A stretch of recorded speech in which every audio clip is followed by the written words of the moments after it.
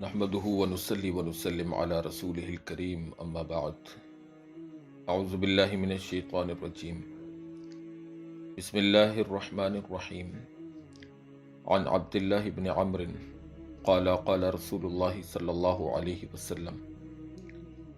كتب الله مقادير الخلائق قبل أن يخلق السماوات والأرض ب50,000 سنة قال وكان عرشه على الماء او کما قال علیہ الصلاۃ والسلام۔ حضرت عبداللہ بن عمر رضی اللہ تعالی عنہما سے روایت ہے کہ سرکار دو عالم صلی اللہ علیہ وسلم نے ارشاد فرمایا، اللہ تعالیٰ نے آسمان اور زمین کو پیدا کرنے سے 50,000 برس پہلے مخلوقات کی تقدیروں کو لکھا ہے، اور فرمایا اس وقت اللہ تعالیٰ کا عرش پانی پر تھا۔ میرے عزیز سامعین گرامی، میرے محترم بھائیوں، دوستوں اور بزرگوں، آج ہم آپ کے سامنے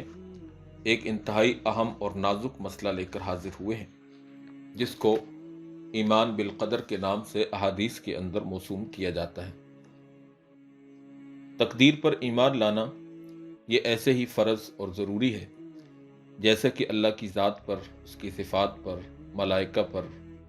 انبیاء پر، کتابوں پر، جنت اور جہنم پر۔ چنانچہ شرح السنہ میں لکھا ہے کہ تقدیر پر ایمان لانا فرض ہے، اور وہ اس طرح کہ بندہ یہ عقیدہ رکھے کہ اللہ تعالیٰ بندوں کے افعال کا خالق ہے، خواہ وہ عمل خیر کا ہو یا شر کا ہو، اور یہ سب کچھ بندوں کی پیدائش سے پہلے اللہ تعالیٰ نے لوح محفوظ میں لکھ دیا ہے۔ اب جو کچھ ظاہر ہو رہا ہے سب اللہ تعالیٰ کے فیصلے اور اس کے ارادے سے ہو رہا ہے، تاہم اللہ تعالیٰ کفر سے ناراض ہوتا ہے، اس لیے کفر و معصیت کے لیے سزا کا وعدہ ہے، اور ایمان اور اطاعت پر ثواب کا وعدہ ہے۔ حضرت جعفر صادق رحمۃ اللہ تعالی علیہ کا مقولہ ہے، لا جبر ولا قدر ولکن الامر بین الامرین، یعنی نہ تو جبر ہے یعنی زبردستی ہے، اور نہ ہی قدر یعنی آدمی خود مختار ہے، بلکہ یہ ان دونوں کے درمیان کی چیز ہے۔ حضرت حسن بصری رحمۃ اللہ علیہ نے حضرت حسن بن علی رضی اللہ تعالی عنہ سے تقدیر کے متعلق سوال کیا تو آپ نے فرمایا، من لم یؤمن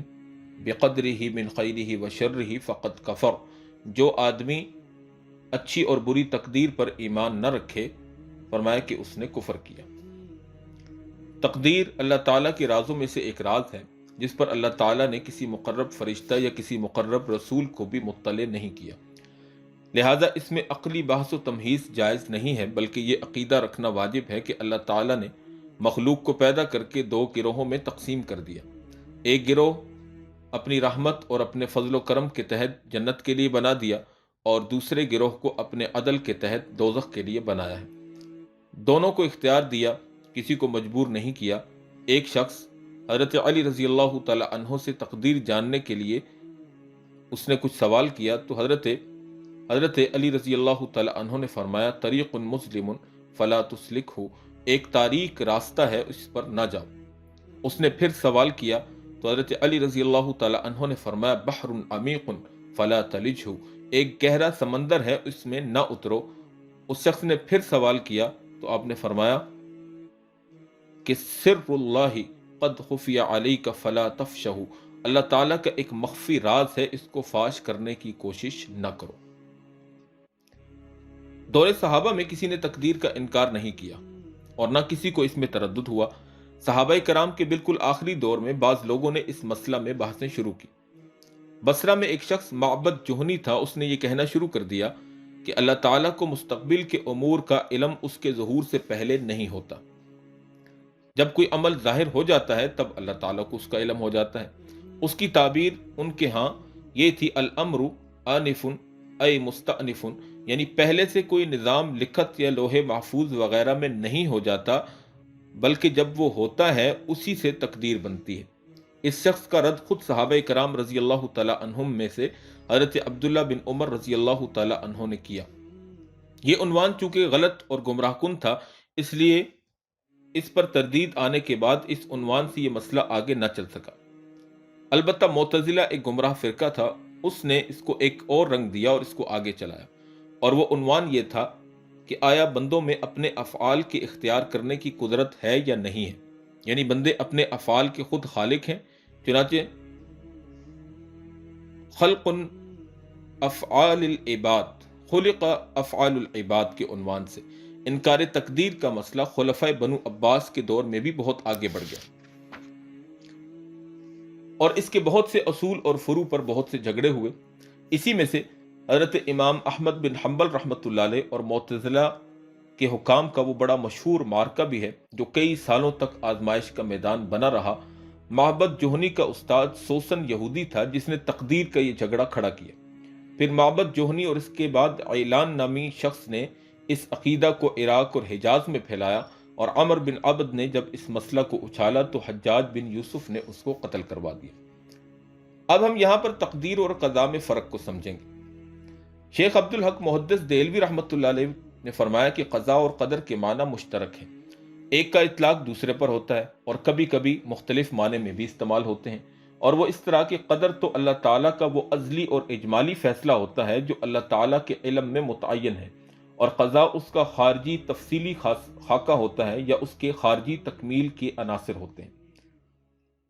پھر آگے فرمایا جی کہ جیسے فقضاہن سبع سماوات، یہ 7 آسمان اپنے وجود کے اعتبار سے اسی اجمالی تقدیر کے لیے خارجی تفصیلی خاکے کے ہیں، اور بعض مرتبہ قضاء سے مراد علم اجمالی ازلی ہوتا ہے اور قدر سے مراد خارج میں اس کا تفصیلی وجود ہوتا ہے۔ پچھلی تفسیر ملا علی قاری رحمۃ اللہ علیہ کی مشکات شریف کی شرح مرقات سے ماخوذ تھی، اور یہ حضرت شیخ عبد الحق محدث دہلوی رحمۃ اللہ علیہ کی فارسی مشکات شریف کی شرح اشعۃ للمعاد سے لی گئی ہے۔ اب ہم یہاں پر تقدیر کے معاملے میں جو اہل سنت والجماعت کا مسلک ہے، چنانچہ اہل سنت والجماعت کا مسلک اس کے اندر کیا ہے، اس کو سمجھنے کے لیے ہم عبد الجبار حمدانی معتزلی اور حضرت ابو اسحاق اصفرائینی رحمۃ اللہ علیہ کی مجلس میں ایک واقعہ پیش آیا، چنانچہ اس کو ہم آپ کے سامنے بیان کرتے ہیں۔ چنانچہ عبد الجبار حمدانی معتزلی ابو اسحاق اصفرائینی رحمۃ اللہ علیہ کی مجلس میں آ کھڑے ہوئے، اور اس نے کہا کہ گناہ کی نسبت اللہ کے حق میں فحشا ہے اور اللہ کی ذات اس سے پاک ہے۔ تو حضرت استاد اصفرائینی نے فرمایا سبحانہ من لا یجری فی ملکہ الا ما یشاء، یعنی اللہ پاک ہے اس سے کہ کوئی چیز اس کی ملکیت میں اس کی مرضی کے بغیر چل پڑے۔ تو آگے سے عبد الجبار حمدانی نے کہا ایشاء ربنا ان یعصی، کہ ہمارے رب سے گناہ اور معصیت اس کی مرضی کے بغیر ہے۔ تو حضرت اصفرائینی نے جواب دیا ایعصی ربنا قصرا، یعنی کیا گناہ جو ہے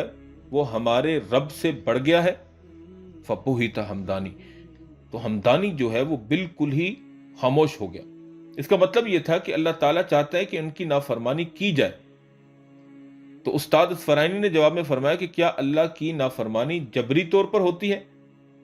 یعنی زبردستی کروائی جاتی ہے؟ تو اس بات پر عبد الجبار حمدانی بالکل خاموش ہو گیا، اور اہل سنت والجماعت کا جو مسلک ہے وہ واضح ہو گیا کہ اہل سنت والجماعت کا مسلک شرح فقہ اکبر کے اعتبار سے یہ ہے جو پیچھے بالکل شروع میں آپ کے سامنے میں نے بیان کیا۔ اب ہم آتے ہیں اس حدیث مبارکہ کی طرف جو کہ حضرت عبداللہ بن عمر رضی اللہ تعالی عنہ سے مروی ہے۔ چنانچہ حضرت عبداللہ بن عمر کی روایت پیچھے شروع میں بیان ہو چکی ہے کہ نبی پاک صلی اللہ علیہ وسلم نے فرمایا کہ کتب اللہ مقادیر الخلائق قبل ان يخلق السماوات والارض ب50 الف سنة قال وكان عرشه على الماء۔ عبداللہ بن عمر کہتے ہیں کہ سرکار دو عالم صلی اللہ علیہ وسلم نے فرمایا اللہ تعالیٰ نے آسمان اور زمین کو پیدا کرنے سے 50,000 برس پہلے مخلوقات کی تقدیروں کو لکھا ہے، اور فرمایا اس وقت اللہ تعالیٰ کا عرش پانی پر تھا۔ کتب اللہ، یہ کسی دیوان خاص میں لکھی ہوئی تھی تقدیر تھی یا اللہ کے علم کے اندر تھی، اس کی وضاحت نہیں ہے، اور اللہ رب العزت نے اس کو لکھ کے رکھا، یعنی اللہ نے اپنے علم ازلی کے اندر اس کو محبوس رکھا۔ یہ ساری کی ساری تفصیل جو آپ کے سامنے بیان کی جا رہی ہے یہ حضرت ملا علی قاری رحمۃ اللہ علیہ کی کتاب مرقات المفاتیح سے مستفاد ہے۔ اس حدیث پاک کے اندر کتبہ کا لفظ ہے، اور کتبہ عربی لغت میں تعیین اور تقرر کے معنی میں بھی آتا ہے۔ اس کے بعد 50,000 سنت یعنی 50,000 سال، بعض روایات کے اندر 40,000 کا بھی ذکر ہے اور بعض میں 50,000 سال کا بھی ذکر ہے۔ اگرچہ بظاہر احادیث میں تعارض اور اختلاف نظر آتا ہے، لیکن یہ فرق مراتب کے اعتبار سے ہے، یعنی کچھ امور کو اللہ پاک نے 50,000 سال اور بعض کو 40,000 سال پہلے لکھ لیا، یعنی کچھ 50,000 سال پہلے لکھے گئے، کچھ 40,000 سال پہلے لکھے گئے۔ اسی طرح اس وقت نہ زمین تھی، نہ آسمان تھا، نہ سورج چاند ستارے ہوں گے، تو یہ ساری کی وقت کی تعین کیسے ہوئی؟ تو علماء نے لکھا کہ اتنا وقت جتنا 50,000 سال میں لگتا ہے، اتنے وقت پہلے لکھ لی، اگرچہ اس وقت کی باقاعدہ کوئی گنتی موجود نہیں تھی۔ وَكَانَ عَرْشُهُ عَلَى الْمَاءِ، علامہ قاضی بیضاوی رحمۃ اللہ علیہ فرماتے ہیں کہ اس کا مطلب یہ نہیں کہ عرش پانی پر رکھا ہوا تھا، بلکہ مراد یہ ہے کہ دونوں کے درمیان حائل نہیں تھا۔ اس سے اللہ کی ایک قدرت بتلانا مقصود ہے کہ اوپر عرش ہے، نیچے پانی ہے اور پانی کے نیچے ہوا ہے، اور یہ سب کچھ اللہ تعالیٰ کی قدرت پر قائم ہے۔ حافظ ابن حجر عسقلانی رحمۃ اللہ علیہ فرماتے ہیں کہ یہاں دنیا کا پانی مراد نہیں ہے، بلکہ عرش کے نیچے کا دریا مراد ہے جس سے بارش برستی ہے۔ بعض کتابوں میں اور ان کے حواشی میں لکھا ہے کہ سب سے پہلے اللہ تعالیٰ نے ایک موتی بنایا، پھر ہیبت کی نگاہ اس پر ڈالی، وہ پانی ہو گیا۔ اب نیچے صرف پانی تھا اور اوپر عرش تھا۔ وَكَانَ عَرْشُهُ عَلَى الْمَاءِ کا منظر تھا۔ پھر اللہ تعالیٰ نے غضب کی نگاہ سے اس پانی کو دیکھا تو پانی ابل کر خشک ہو گیا، تو نیچے کچھ تل چھٹ سی رہ گئی اور اوپر ایک دھواں اٹھا، اسی دھوئیں سے بعد میں آسمان بنایا گیا۔ ارشاد ہے ثُمَّ اسْتَوَىٰ إِلَى السَّمَاءِ وَهِيَ دُخَانٌ۔ اللہ رب العزت نے یہاں قرآن حکیم کے اندر فرمایا کہ ہم نے آسمان کو بنایا دھوئیں سے، پھر نیچے اس تلچھٹ سے زمین پھیلا دی گئی، اور ارشاد باری تعالی ہے وَالْأَرْضَ بَعْدَ ذَلِكَ دَحَاهَا، یعنی اللہ رب العزت نے اس کے بعد زمین کو پھیلا دیا، بچھا دیا۔ حضرت ابن عمر رضی اللہ تعالی عنہ سے ایک روایت مختصر سی مسلم شریف کی ہی روایت ہے، پچھلی حدیث بھی مسلم شریف کی ہے۔ ابن عمر کہتے ہیں کہ سرکار دو عالم صلی اللہ علیہ وسلم نے فرمایا کل شیء بقدر حتی العجز والکیس۔ ابن عمر کہتے ہیں کہ اللہ کے رسول صلی اللہ علیہ وسلم نے فرمایا ہر چیز تقدیر سے ہوتی ہے، یہاں تک کہ دانائی اور نادانی بھی تقدیر سے ہوتی ہے۔ تو میرے بھائی دوستو بزرگوں، تقدیر کے متعلق ہم نے آپ کے سامنے کچھ گزارشات عرض کی ہیں۔ اب یہ ہے کہ سمجھنا یہ ضروری ہے کہ تقدیر کے متعلق ہم نے عمومی طور پر کیا ایمان اور کیا عقیدہ رکھنا ہے۔ چنانچہ تقدیر کے متعلق ایک عام وسوسہ جس کو شیطان کبھی کبھی بعض ایمان والوں کے دلوں میں ڈالتا ہے، یہی ہے کہ جب سب کچھ اللہ ہی کی تقدیر سے ہو رہا ہے تو پھر دنیا میں کوئی اچھے حال میں ہے، کوئی برے حال میں ہے، تو کیوں ہے؟ آخرت میں کیوں کسی کو جنت میں اور کسی کو جہنم میں ڈالا جائے گا؟ اگر کسی صاحب ایمان کے دل میں کبھی یہ وسوسہ آئے تو اس کے دفع کرنے کی آسان اور مختصر تدبیر یہ ہے کہ اللہ تعالیٰ کو سارے عالم کا خالق اور مالک ہونے کی حیثیت سے تمام بندوں اور ساری مخلوقات پر جو کامل اختیار حاصل ہے اس کی یاد تازہ کر لی جائے اور سوچا جائے کہ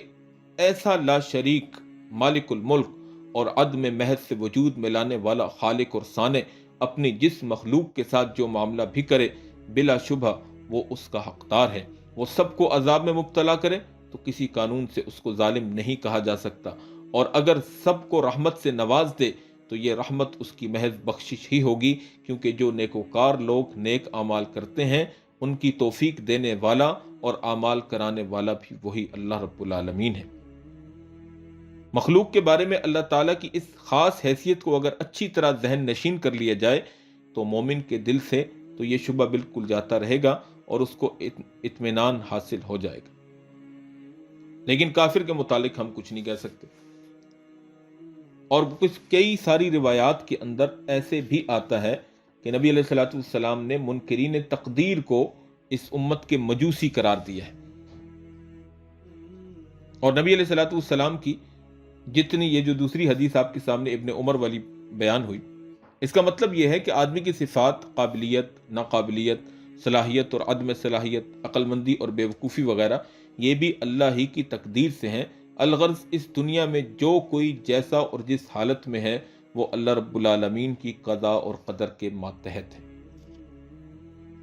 اسی طرح ایک روایت کے اندر حضرت ابن دیلمی رحمۃ اللہ علیہ کی روایت ہے جس میں وہ حضرت ابی بن کعب سے تقدیر کے متعلق سوال کرتے ہیں، پھر اس کے بعد عبداللہ بن مسعود سے سوال کرتے ہیں، پھر اس کے بعد حذیفہ بن یمان سے سوال کرتے ہیں، اور پھر اس کے بعد زید بن ثابت سے سوال کرتے ہیں۔ تو ابو داؤد اور ابن ماجہ کی روایت ہے، ابن دیلمی فرماتے ہیں کہ سب صحابہ نے مجھے ایک جیسا ہی جواب ارشاد فرمایا۔